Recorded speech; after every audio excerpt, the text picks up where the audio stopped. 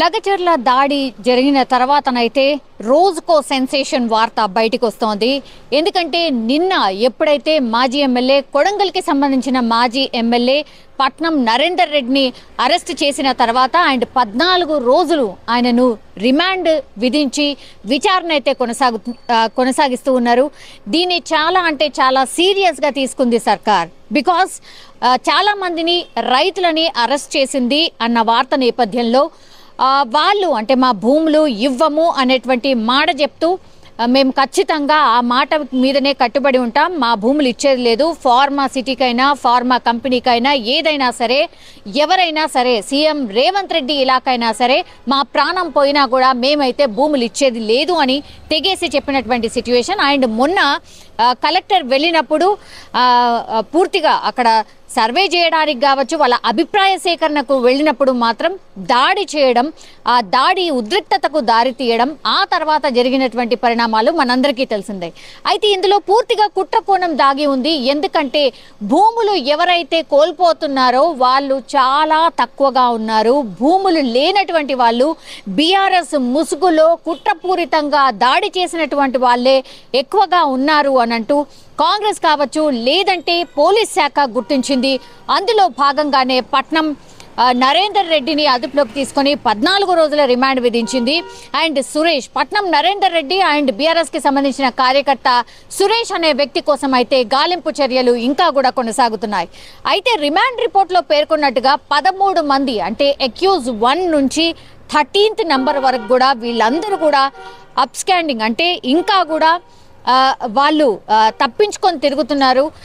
వాళ్ళ కోసం పోలీసులు కూడా గాలిస్తున్న సిచ్యువేషన్ కనిపిస్తోంది. కానీ ఇప్పుడు పోలీస్ శాఖ దీన్ని ఇంకా సీరియస్గా తీసుకున్నట్టు కనిపిస్తోంది. ఎందుకంటే ప్రస్తుతం పరిగి పోలీస్ స్టేషన్లో మహేష్ భగవత్ నేతృత్వంలో అయితే విచారణ కొనసాగుతోంది ఈ కేసుకి సంబంధించి.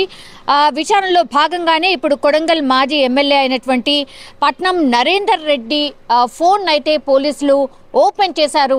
అండ్ ఓపెన్ చేసిన తర్వాత చాలా సెన్సేషనల్ విషయాలు అయితే బయటపడ్డాయి. అండ్ కుట్రపూరితంగానే ఈ ఇన్సిడెంట్ ఏదైతే జరిగిందో లగచర్లకు సంబంధించిన ఇన్సిడెంట్ కుట్రపూరితంగానే కావాలనే చేసినటువంటి కుట్రలో భాగంగా ఇదంతా కూడా చేశారు. అండ్ బీఆర్ఎస్కి సంబంధించిన నాయకులు ఇందులో ఇన్వాల్వ్ అయి ఉన్నారు.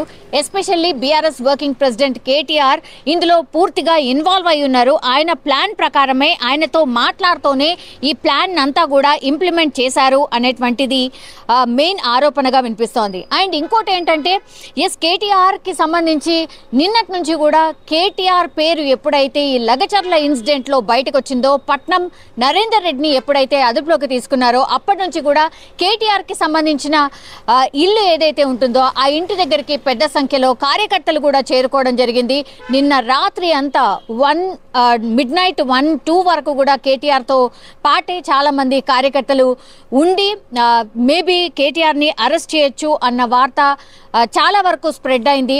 అండ్ ఈరోజు మార్నింగ్ కూడా మహేష్ కుమార్ గౌడ్ ఎవరైతే పిసిసి చీఫ్ ఉన్నారో ఆయన కూడా డైరెక్ట్గానే కామెంట్ చేశారు, ఎస్ ఇందులో కుట్రకోణమే దాగి ఉంది, రాష్ట్రంలో అలజడి క్రియేట్ చేసే ప్లాన్ ప్రకారమే ఇదంతా కూడా చేస్తున్నారు, అభివృద్ధిని ఆర్ కాంగ్రెస్ పాలనని చూడలేక ఓర్వలేకనే ఇదంతా కూడా ప్లాన్ చేశారు, అందులో మెయిన్గా ఉన్నటువంటిది వెనకాల ఉండి నడిపిస్తోంది కేసీఆర్ అనేటువంటి కామెంట్స్ కూడా చేయడం జరిగింది.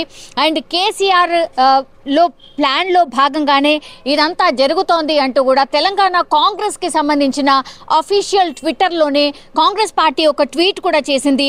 అదేంటో ఒకసారి నేను చదివి వినిపించబోతున్నాను. రాష్ట్రంలో అల్లకల్లోలం సృష్టించేందుకు కేసీఆర్ ప్లాన్, అధికారులపై దాడిని సమర్థిస్తున్న కేటీఆర్ అండ్ బీఆర్ఎస్ నాయకులకు రైతులు, మహిళలు, నిరుద్యోగులు అంటూ ముసుగు వేసి ధర్నాలు నిర్వహించి దాడులు చేసి రాష్ట్ర అభివృద్ధి అడ్డుకునేందుకు విధ్వంసకర వ్యూహాలు అంటూ ఒక సెన్సేషనల్ ట్వీట్ కూడా తెలంగాణ కాంగ్రెస్ నాయకులు చేసినటువంటి సిచ్యువేషన్ కనిపిస్తోంది. సో ఇదంతా చూస్తుంటే కూడా ఒక ప్లాన్ ప్రకారమే మరి బీఆర్ఎస్ పార్టీ ఇదంతా కూడా చేసిందా? పట్నం నరేందర్ రెడ్డి అండ్ ఆ తర్వాత అనుచరుడైనటువంటి సురేష్ ద్వారా కుట్రపూరితంగానే అధికారుల మీద దాడి చేసుడు అండ్ దాని తర్వాత కలెక్టర్ని కొట్టే ప్రయత్నం చేయడం, అంటే రాళ్ళు, కర్రలు అండ్ కారం పొడి తీసుకుని ప్రభుత్వ ఉద్యోగుల మీద దాడికి ప్రయత్నం చేయడం అండ్ ఇదంతా కూడా ఒక ప్లాన్ ప్రకారం సురేష్ ద్వారా ఇదంతా నడిపించారు. అండ్ దీని మొత్తం వెనకాల ఉంది కేసీఆర్. ఆ తర్వాత పూర్తిగా వీళ్ళ బీఆర్ఎస్కి సంబంధించిన నాయకులకి టచ్లో ఉంటూ పూర్తిగా ప్లాన్ని ఇంప్లిమెంట్ చేసే విధంగా కేటీఆర్ పూర్తిగా ఇందులో ఇన్వాల్వ్ అయి ఉన్నారు అనేటువంటిది అయితే పోలీస్ శాఖ కావచ్చు, ఆ తర్వాత పూర్తిగా కాంగ్రెస్ నాయకులు అంటున్నటువంటి సిచ్యువేషన్ అయితే కనిపిస్తోంది. పోలీసులు అయితే ఇప్పుడు పూర్తిగా పట్నం నరేందర్ రెడ్డికి సంబంధించిన ఫోన్ అయితే ఓపెన్ చేశారు. సో ఎవరెవరు ఎంతెంతసేపు ఎవరితో మాట్లాడారు ఏంటి, గత 15 రోజుల కాల్ డేటాకు సంబంధించి పూర్తి ఇన్ఫర్మేషన్ అయితే ఓపెన్ చేసినట్టుగా కూడా చెప్తున్నారు. అండ్ ఇంకో ప్రచారం కూడా ఏంటంటే 42 సార్లు మాట్లాడారు, నిందితులతో మాట్లాడాడు, కేటీఆర్ మాట్లాడారు ఆర్ నరేందర్ రెడ్డి మాట్లాడారు అని ఏదైతే చెప్తున్నారు ఇదంతా కూడా ఫాల్స్ ఎలిగేషన్. ఆయన కేవలం ఆ రోజు ఒక్కసారి మాత్రమే సురేష్ తోని పట్నం నరేందర్ రెడ్డి మాట్లాడడం జరిగింది. ఇదంతా కూడా ఫాల్స్ ఎలిగేషన్. ఎందుకంటే రిమాండ్ రిపోర్ట్ లో కూడా చాలా స్పష్టంగా చెప్తున్నారు గత 15 రోజులుగా ఆయన ఒక్కసారి ఆ ఇన్సిడెంట్ జరిగిన రోజు ఒక్కసారి మాత్రమే మాట్లాడారు. అండ్ గత 15 రోజులుగా మొత్తంగా 84 సార్లు వాళ్ళిద్దరు మాట్లాడుకున్నారు. అండ్ ఎక్కడ కూడా కేటీఆర్ అందులో లేడు అనేటువంటి మాట అయితే చెప్తున్నారు. కానీ పట్నం నరేందర్ రెడ్డి ఫోన్ ఓపెన్ చేస్తే మాత్రం కేటీఆర్ తోని మాట్లాడాడు, ఖచ్చితంగా కేటీఆర్ ఇందులో ఇన్వాల్వ్ అయి ఉన్నాడు అనేటువంటి మాట అయితే బీఆర్ఎస్ కి సంబంధించిన నాయకులకు చెప్పే ప్రయత్నం కాంగ్రెస్ పార్టీ చేస్తోంది. యాజ్ వెల్ యాజ్ పోలీస్ శాఖ కూడా ఇదే విషయాన్ని పదే అంటే ఇందులో కుట్ర కోణం దాగి ఉంది, బీఆర్ఎస్ నాయకులు ప్లాన్ ప్రకారం ఇదంతా చేశారు అని పదే చెప్తున్నారు. And Patnam Narender Reddy phone open చేసిన తర్వాత కూడా ఇదే విషయాన్ని ధృవీకరించబోతున్నారు అనేటువంటి మాట కూడా చెప్తున్నారు. సో ఇప్పుడు మహేష్ భగవత్ ఎవరైతే ఉన్నారో పోలీస్ ఆఫీసర్, ఆయన ఒకవేళ ప్రెస్ మీట్ పెట్టి మరి ఇదే విషయాన్ని చెప్పబోతున్నారా, అండ్ కేటీఆర్ నిజంగానే అరెస్ట్ కాబోతున్నారా, ఈ మొత్తం ప్లాన్ వెనకాల కేసీఆర్ ఉన్నారా, అంటే కేటీఆర్ అండ్ కేసీఆర్ ఇద్దరు అరెస్ట్ కాబోతున్నారా, ఇట్లా రకరకాల చర్చ అయితే నడుస్తున్న నేపథ్యంలో మరి ఏం జరగబోతోంది ఏంటి అనేది వేచి చూడాల్సిందే.